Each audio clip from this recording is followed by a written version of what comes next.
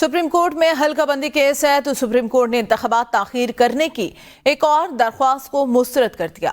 कायम मकाम chief justice सरदार तारिक मसूद ने दरख्वास्त गुजार के वकील से इस्तफसार किया, क्या आम इंतखाबात की तारीख आने से मुल्क में थोड़ा इस्तेहकाम आया है?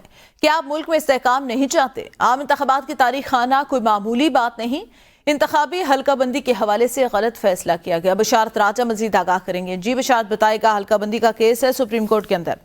जी, ये बलूचिस्तान की हल्का बंदियों का मामला था और इस केस की समाअत कायम मकाम चीफ जस्टिस सरदार तारिक मसूद, जस्टिस मंसूर शाह और जस्टिस अतर मुल्ला कर रहे थे।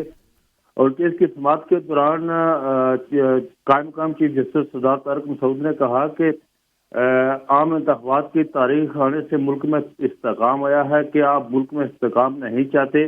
आम इंतखाबात की तारीख आना कोई मामूली बात नहीं। इस मौका पर दरख्वास्त गुजार के वकील ने कहा इंतखाबी हल्का बंदी के हवाले से गलत फैसला किया गया, जिस पर जस्टिस मंसूर शाह ने कहा कि इलेक्शन प्रोग्राम जारी हो चुका, अब कुछ नहीं हो सकता। इंफरादी दरख्वास्तों पर फैसला देने लग गए तो इलेक्शन का अमल मुतासर होगा। ऐसी दरख्वास्तों पर आम इंतखाबात के लिए 8 फरवरी की तारीख को डिस्टर्ब नहीं कर सकते। अगर आप इंतखाबात वक्त पर नहीं चाहते अदालत में बयान दें। ये जस्टिस मंसूर शाह ने दरख्वास्त गुजार के वकील से मुकालमा किया। उनका ये भी कहना था कि इलेक्शन की किसी जरूरत सही, बहुत शुक्रिया बशारत राजा आगाह करने के लिए।